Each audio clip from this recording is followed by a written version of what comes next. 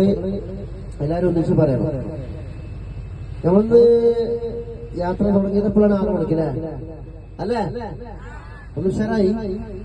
6 മണിക്ക് തുടങ്ങി. അപ്പോ ഏകദേശം നമ്മൾ വീട്ടിലെത്താനായി. നമ്മളെ ഈ നമ്മൾ പോണ ഈ ബസ്സിന്റെ പേരെന്താണ്? എന്താണ്?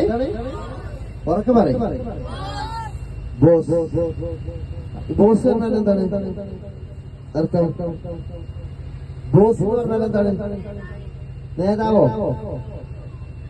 ബോസ് അല്ലേ? രാജാവോ?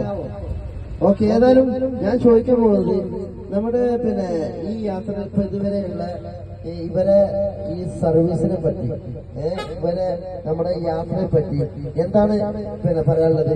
അടിച്ചു പൊളിച്ച് നല്ല സർവീസാണോ, മോശപ്പെട്ട സർവീസാണോ? അത് നിങ്ങൾ പറയണം.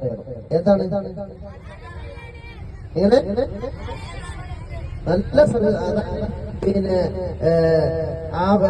അബോ ആവറേജ് അല്ലെങ്കിൽ ആവറേജ് അല്ലെങ്കിൽ ബിലോ ആവറേജ്, അതിലേതാ നമ്മൾ കൊടുക്കാം?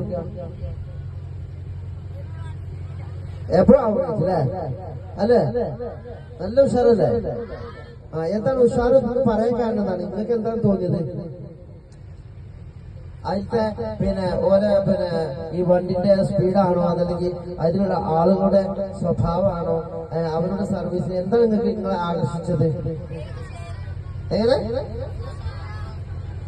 സ്വഭാവം. സ്വഭാവം അല്ലേ? അത് ഈ നമ്മുടെ ഡ്രൈവറും അതുപോലെ തന്നെ നമ്മൾക്ക് എല്ലാ നിലക്കും നമ്മളെ എല്ലായിടത്തും വളരെ സന്തോഷപൂർവ്വം എത്തിച്ച് റാഹത്തോടു കൂടി നമ്മളിൽ ഒരാളായിക്കൊണ്ടില്ലേ നമ്മളെ നമ്മളെ കൂടെ കൊടുന്ന ഡ്രൈവർ അതുപോലെ തന്നെ അങ്ങനെ വേർതിരിവില്ലാത്ത രൂപത്തിൽ തന്നെ നമ്മളോടൊപ്പം നിന്ന് അവർ പ്രവർത്തിച്ചു. എല്ലാ കാര്യത്തിലും ഒരേ ഇറങ്ങി നമ്മളോടൊപ്പം ഉണ്ടായിരുന്നു. അതുകൊണ്ട് നമുക്ക് വളരെ സന്തോഷമില്ലേ അല്ലേ? ഓരോരുത്തരും ചോറൊക്കെ വളർത്തി തന്നി, ചോറില്ലാത്തവർക്ക്, ഇറച്ചിയില്ലാത്തവർക്ക് നമുക്ക് ഒരുപാട് ഉപകാരമായി. ചോറ് ബാക്കിയായപ്പോൾ അത് അവിടെയൊക്കെ ഏൽപ്പിച്ച് അത് വളരെ വൃത്തിയാക്കി തന്നു.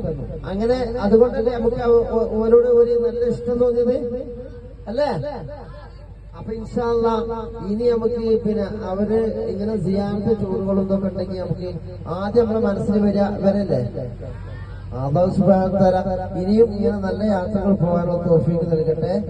ഇൻഷാ അല്ലാഹ് നിങ്ങൾ പറയേണ്ടത് നിങ്ങളെ ഫാമിലിന്നോ അതല്ലെങ്കിൽ നിങ്ങളുടെ വേറെ ആരെങ്കിലും ഫ്രണ്ട്സിൽ അതൊക്കെ പോകുമ്പോ ഇവരെ നമ്പർ കൊടുക്കുക.